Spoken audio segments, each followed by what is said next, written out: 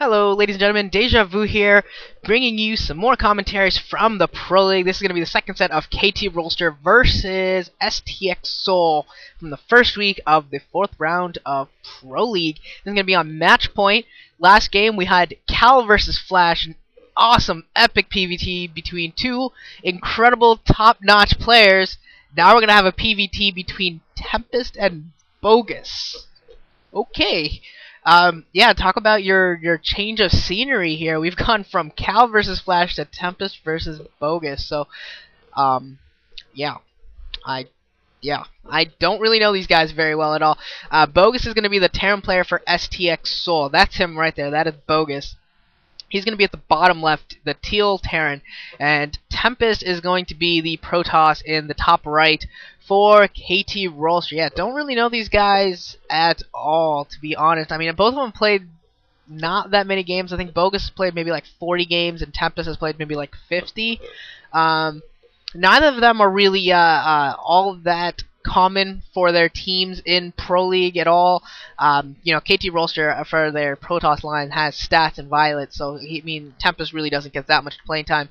And then STX Seoul for their Terran lineup, they have Washington, who hasn't been playing as much of late, probably due to his family issues. And then even after that, they for some reason love playing Frozian, who can just get kicked for all I care. Frozian sucks.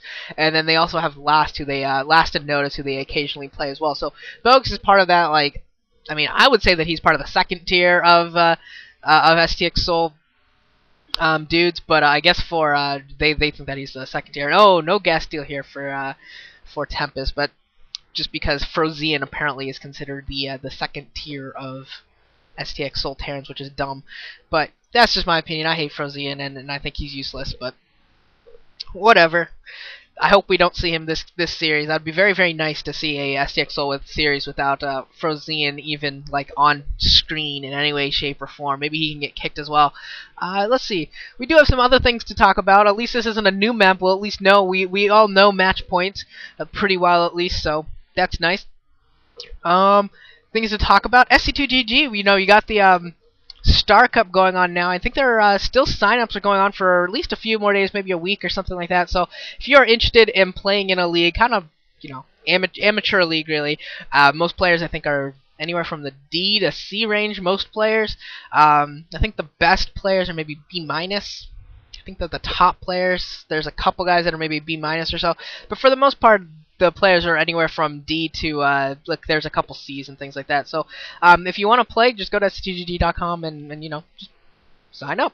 Let's see some play some games. There will be some commentaries of your games. There will be your write-ups and stuff like that. Some pretty cool stuff. So if you're interested in that sort of thing, if you want to play in a league style of play, I think there's going to be 5, maybe 6 teams, and so you can join up there. There'll be a draft and everything, and maybe have some fun if you're into that. If you want to play some games.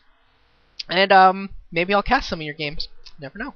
Definitely a possibility. I'll definitely be casting at least some of Star Cup here and there. I'm going to have a second gateway coming down here for Tempest along with the Cybernetics core. So it looks like we're going to see, along with that Nexus, we're going to see some very... yeah, that was a really freaking early Nexus. So yeah, he's going to need those 2 gateways to really support himself here and make sure that he doesn't fall behind too much militarily. Although it looks like... Bogus doesn't really seem to be at all planning any sort of a push out to punish him for this very, very early expansion at all. Just going for a very standard build. If he siege expands, I'm just going to laugh because why? Why are you doing such a pretty slow expand if you're siege expanding when you know that your opponent has fast expo and has no army? Like, you can expo pretty early. You don't need to do a traditional fast expand, but actually the command center might already be down. We'll see. Let's see, what else? What else is going on in the news? Yeah, there is one thing that I don't really want to talk about because it's really, really sad. And, yeah, Korean pro gaming is kind of mired in scandal right now. I don't want to ruin it for people because I think there's a lot of people who follow StarCraft so peripherally that, like, it's not... You're not gonna follow it in depth to the point that you follow interviews and you're into like the culture of it as much. I think there's a lot. I think there's a lot of people who just watching the games because they find it entertaining. They love the competition, and they don't need it to become so real. So if you're one of those people that it doesn't want to take this too seriously and just loves the game, this could be painful. Don't listen. But yeah, there is a scandal going on with players throwing games for illegal gambling sites and betting on their own games, things like that. There's some really big names involved, and yeah, it's really kind of sad, really disappointing, because if players are throwing games in competition, it's at that point, what's the difference between a competition and professional wrestling or something like that?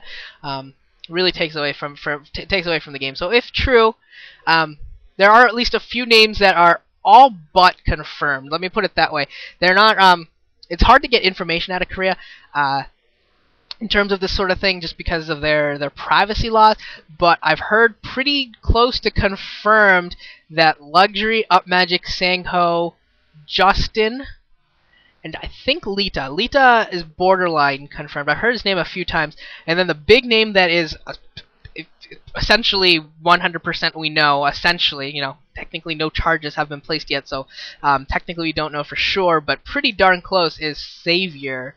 Even at his peak was throwing games. So yeah, Ma Jae-yoon was throwing games and betting on them. So yeah, some pretty crazy stuff there, and yeah, that would be really sad if true, because it becomes that much harder to really enjoy the game if you start suspecting people are throwing games. It becomes like, well, was that an upset? I mean, did he just bet on his own game? If Flash loses to, I don't know, some retard, like, let's say somehow, some way he was playing against Modesty, and Modesty sucks versus Terran, by the way, and he was to lose to Modesty, like, you'd have to think, oh, wait, what? Are you serious? Like, was he throwing that game? What's going on? Yeah, it's one of those things that's very, very unfortunate, and we'll see how it turns out. Looks like we're gonna have Bogus here going for a full Vulture drop. There's a couple Dragoons inside of the base for Tempest, and 4 Dragoons actually, so he's going to be very well prepared for this. Oh no, not going for the main. Looks like he might actually be going. Where is he going? Where is he going to go for main or natural? He's going to drop off 2 at the main, 3 at the main, maybe drop 1 off behind the natural, and the dropship goes down. Bogus with some fail micro there. Let's let that go down, and none of these mines are actually going to go off and do much of anything. We'll see if Bogus is able to pick off any probes. Not yet. No probes yet. He sees the Citadel, sees the obs. Okay, looks like he's starting to get a probe or 2 now, but not really much done here. Kind of a fail drop. Hardcore fail drop here from Bogus, so that's going to put him back a little bit. He allowed that fast expo to go up. And then he has this failed drop, so not a whole lot of good stuff going on for him. Looks like he maybe killed 3 probes, which, is not worth the cost of 4 vultures and a dropship. Just not even close to worth it. But we might be able to get a couple more here. Let's see if he can get a couple more. Yeah, he got another 1, I think. And do the Stargate out, and we should be seeing an Arbiter Tribunal here pretty shortly. And yeah, this is another game where we're going to see some very early Arbiters, 2 base Arbs. Yeah, it's kind of one of those things where I've kind of seen this this increase in early teching by Protoss players in this early Arbiters. Like like last game, Cal didn't even technically go 2 base Arbs. I mean, he went 3 base Arbs. It was just didn't really get much of an army out beforehand. And it looks like Tempest is going to go for a similar strategy here on match point. See if this works out for him. We do have another dropship out for Bogus, so we could be going for some more drops. See if that's successful. It doesn't look like, I can't tell if Tempest has still has Dragoons in his base. Yeah, he still has those 4 Dragoons in his base, so he's still not going to be susceptible to this kind of attack. Bogus